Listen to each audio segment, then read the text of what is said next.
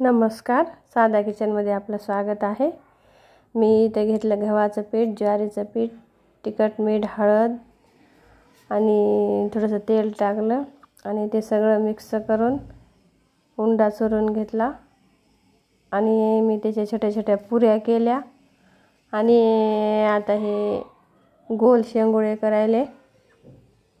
तो काय हे सगळे शेंगोळे आता मी करून घेतले। आता मी हे शेंगोळे तळणार आहे। तेल तापायला ठेवलं। अगोदर पुऱ्या तळून घेते। तेल गरम झालं, हाताला वाफ आली की लगेच कळते तेल गरम झालं। अगोदर पुऱ्या तळून घेते आता।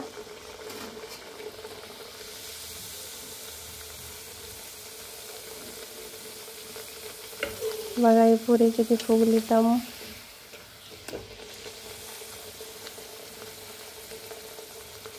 कारण मला देवाला नैवेद्य दाखवायचा होता म्हणून मी याच्यामध्ये लसूण काही टाकलं नाही। ओवा, जिरे, तिखट, मीठ, हळद टाकलं।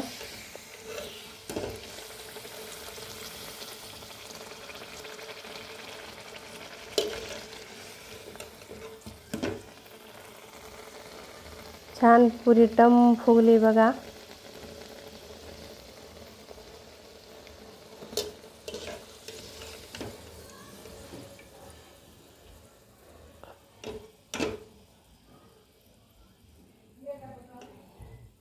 आता आपण दुसऱ्या पण पुऱ्या तळून घेऊत।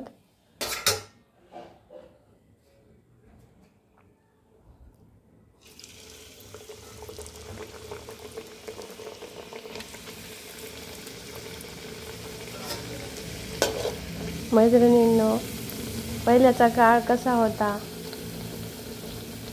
पहिलं मुलगा मुलगीमध्ये भेद मानत होते आणि प्रत्येक घरात 2 मुली, 3 मुली, 4 मुली, 5 मुली आणि मुलाची वाट बघून बघून मुली होत होत्या। नंतर एखादा मुलगा झाला की मग त्या मुलाचे खूप लाड व्हायचे, त्या मुलीकडे लक्षच दिलं जायचं नाही।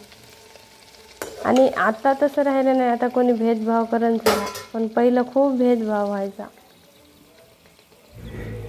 हे पण पुरी आपण काढून घेऊ। आणि पहिलं कसं व्हायचं माहिती आहे का? मुला मुलीमध्ये भेदभाव केला जायचा। 4 मुली, एकच मुलगा। आणि पहिले जास्त गहू पिकत नव्हते, ज्वारीच पिकत होती। मग मुलींनी भाकरी खायचं, मुलाला द्यायचं, पोळी करून द्यायचं, चांगले चांगले पदार्थ करून द्यायचं मुलाला। आणि मुलानं पोटभर खाल्ल्यावर नंतर थोडंसं उरलं तर मग सगळ्या मुलींना वाटून दिलं जायचं। हा भेदभाव पहिलं, मी खोटं नाही सांगायले, खरंच हा भेदभाव पहिलं होत होता। आणि मग आत्ता ज्या 4 मुलीसोबत भेदभाव होत होता त्या 4 मुली आईवडिलाला सांभाळायला आणि एकट्या मुलाला चांगलं खाऊ पिऊ घालून चांगलं शिकवलं आईवडिलांना, तो मुलगा आईवडिलाकडे डोंकूनही बघत नाही आता। हे बघा, आता हे शेंगोळे तळून घ्यायले। हे शेंगोळे तुम्ही उकडून पण करू शकता, पण मी हे तळून घ्यायले।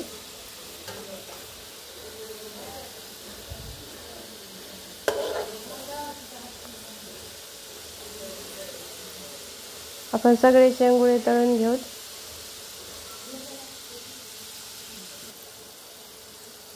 आता हे तळण झाले बघा। आता हे काढून घेते शेंगोळे।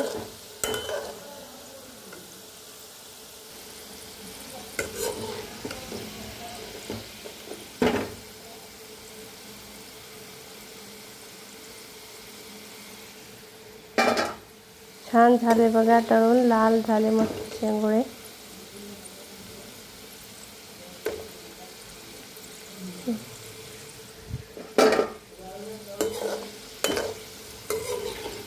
आता मी सगळे हे शेंगोळे काढून घेऊन परत राहिलेले तळून घेते।